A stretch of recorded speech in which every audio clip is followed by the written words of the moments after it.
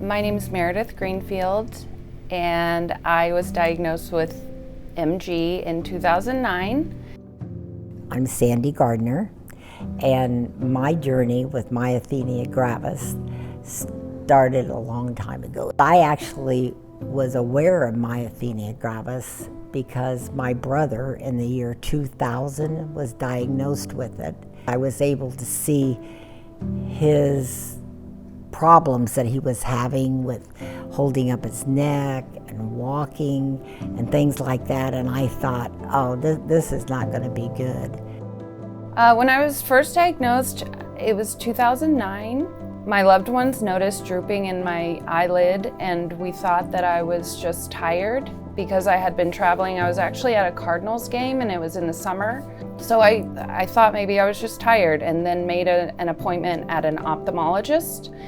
And the ophthalmologist looked at me right away and said, you need to go to a neurologist. This could be something called Myasthenia Gravis. I had no idea what that was. And luckily, I was able to get in pretty quickly to a neurologist. He was able to diagnose me very quickly.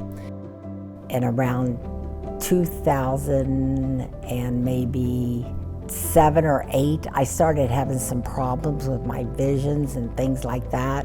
So I was going to the eye doctor, and it was my eye doctor said to me, well, I think you have Myasthenia Gravis. You probably don't know about it. And I said, yes, I do.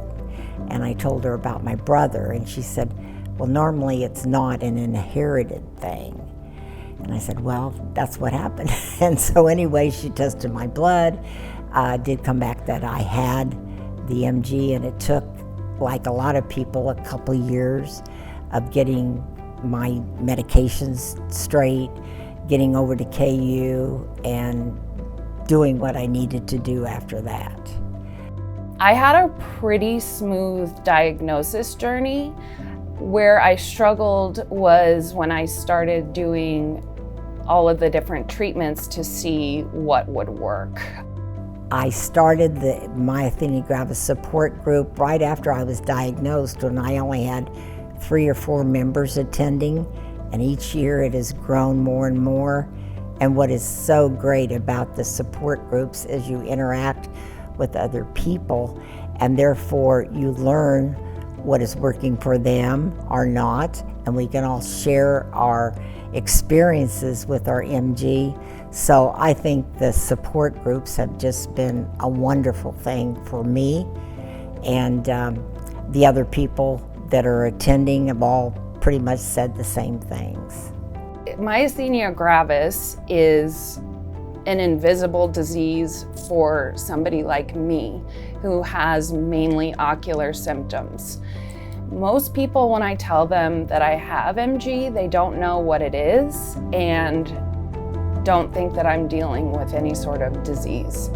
Once the MGA contacted me, I felt like I was not alone, and I was able to meet a whole bunch of people dealing with the same disease, and I am so grateful for the people that know about MG and support the MGA and support these clinical trials and all these treatments, because it's made my life so much better. The association, again, all what they give us and what we learn from the speakers and all of that, and that is just awesome that we have that.